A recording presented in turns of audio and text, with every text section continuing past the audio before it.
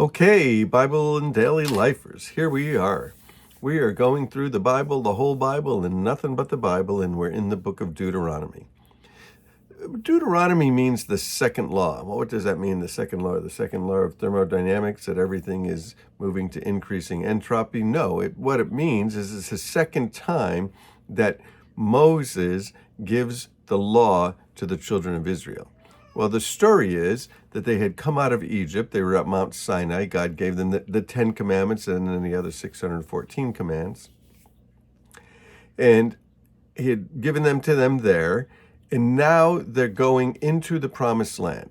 And in the book of Numbers, we saw that journey. Again, in the book of Numbers, we saw that there were 3 places that they stopped. They stopped at Sinai, they stopped at Paran, and now they're stopping in Moab right before going into the promised land. And in between those, there's their journeys as they're making their way there. Well, they're going in. It's time to go in, and they're going to be reminded again of the law. And in the book of Numbers, we saw there were 2 census, one in the beginning of the book and then one somewhat towards the end of the book. The first one was the number of those who were of military age who came out of Egypt. The second one, those of military age that are going into the promised land. And what you find is the generation had pretty much perished in the wilderness, and it's a whole new group going in. So they're going to be given the land and they're going to be given the law. So we're going to do a pretty good overview of Deuteronomy and then spend a little bit more time in Deuteronomy in the next lesson. Deuteronomy 1, chapter 1. These are the words of Moses that he spoke in Israel in the wilderness east of the Jordan. So they're still east of the Jordan. They're going to cross the Jordan. That is Arabah. Opposite, and it tells you all these places, and you can read about them. Verse 2 says, it takes 11 days to go from Horeb to Kadesh Barnea by the Mount Seir road. So they could have made it in a couple of weeks, but they've been wandering for 40 years, and particularly in their last journey, the second journey, when we see in the book of Numbers, they go sort of in circles and circles and circles. Feels like our life, doesn't it? Something that should take 11 days, and it seems like it's taken 40 years. We're not making any progress at all. Well, maybe we're doing the same thing they're doing. Maybe we're just got a lot of work to do with God before we get to where it is we're supposed to be. But as long as we get there, I think we're going to be happy. In the 40th year, on the first day of the 11th month, Moses proclaimed to the Israelites all that the Lord had commanded him concerning them. So he's going to reiterate it. He's going to do it again. This was after he had defeated Sihon, king of the Amorites, who reigned in Heshbon, and Edrei, who had defeated Og, king of Bashan, who ruled in Ashtaroth. And east of the Jordan, in the territory of Moab, that's where they are, in the territory of Moab, Moses begins to expound the law. He's telling it to them again, Deuteronomy, the second law. And he said, the Lord our God said to us at Horeb, you've stayed here long enough at the mountain. Break camp and advance into the hill country of the Amorites, and go into the neighboring peoples of Arabah, and the mountains, and the western hills, and the Negev, and along the coast, and to the land of the Canaanites, and to Lebanon, as far as the river Euphrates. See, I have given this to Israel. I have given you this land. Go in and take possession of the land, the Lord that he swore he would give to your fathers, to Abraham, Isaac, and Jacob, and to their descendants. This goes all the way back to Genesis 12, which we spent quite a bit of time on Genesis 12, and the idea that God was going to give them the land. Now, he gives them the layout of the land, and it says they've really never taken that land that far. It says all the way to the Euphrates. That would be modern-day Iraq.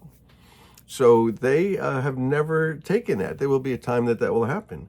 And it says in verse 9, he said, at that time, when we were there, and all the people were looking for Moses to give them leadership and guidance and settle their issues, he said, at that time I said to you, you're too heavy a burden for me to carry alone. The Lord has increased your numbers, and so let's get some other people to do this. This was in Exodus 18. This is when Moses' father-in-law came to him, and he said, you need to appoint people that can just settle disputes for people. And what you can do is you can teach everybody and you can intercede for them. And if there's really hard cases, they can bring them to you. But for the most part, spread it out among the people. And it seemed good to the Lord, and it seemed good to Israel, and it seemed good to Moses, and that's what happened. So here we find the fulfillment of that's been going on. And then in verse 19, it talks about the spies that were sent out. We looked at that probably not as in-depth as we should have looked at the spies, those who had faith and those who didn't have faith. In verse 19, it said, "Then as the Lord commanded us, we sent out from Horeb and towards the hill country of the Amorites through the vast and dreadful wilderness that you saw. And we reached Kadesh Barnea. And I said, you've reached the hill country of the Amorites, which the Lord is giving us. And see, the Lord has given us the land. Go and take possession of it." And you came to me and you said, "Well, let's send some men ahead to spy out the land for us and bring back a report and the route we're supposed to take." And the idea seemed good to me. I was like, hey, let's do that. Isn't it interesting that Moses, being the leader, could take some ideas from the people? Sure, of course. And it says, "Let us send out men into the land and bring them back a report." The idea seemed good to me, so I selected 12 of you, one man from each tribe. And they left and they went up to the hill country, to the valley of Eshcol, and explored it, taking with them some of the fruit of the land they brought down, and they said it's good. But then other people rebelled. And so now they're just going to wander. So chapter 2, Moses recounts their wanderings in the wilderness. He recounts some of their victories, some of the victories that they had against other kings that were coming against them.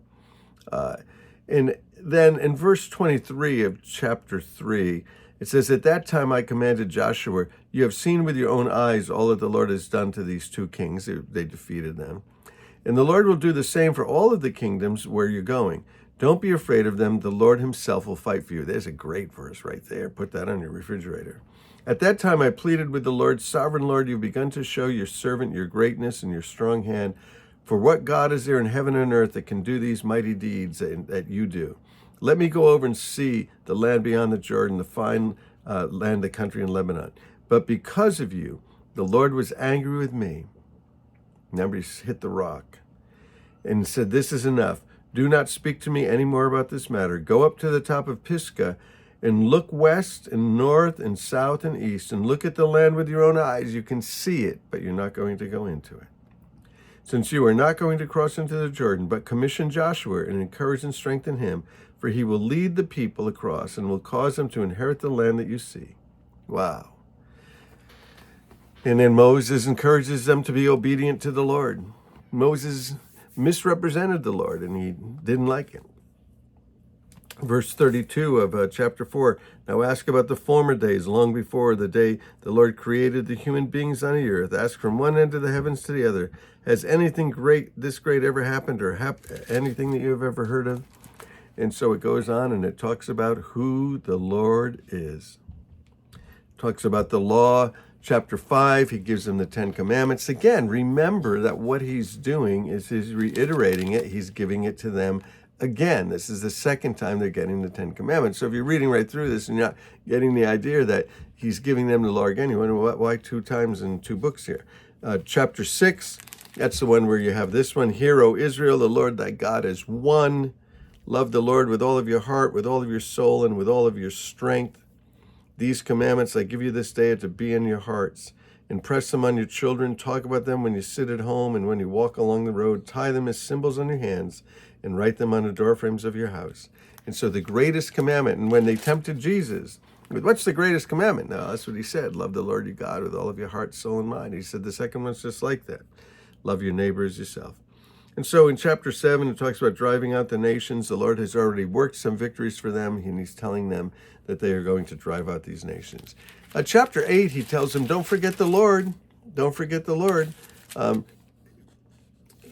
he continues to tell them to obey. He tells them there's the one place of worship in chapter 12. Chapter 16, he tells them again about the Passover and some of the festivals that they're supposed to be keeping, reminding them about that, reminding them about the king, that God is their king. He reminds them about the priests and the Levites, and he reminds them about more of these laws and the marriage laws and the various laws and the rights of the firstborn. He talks about tithes and offerings. He talks about blessings for obedience, and that's what we'll pick up the next time, because it's a pretty critical part of the book of Deuteronomy. Deuteronomy chapter 28, the blessings of obedience and what happens when you don't obey. So there's a little bit of a survey of Deuteronomy and what it is and why it exists and what it's about. And we're going to look a little bit deeper at that passage, and then we're going to look a little bit deeper at the last addresses that Moses gives to the people. So, Book of Deuteronomy. Hey, bless you guys. Love you. A lot of fun going through the Bible. Getting the big view, the big overview of the Bible so that we can understand all the verses, the passages, the chapters. Hey, bless you. Love you.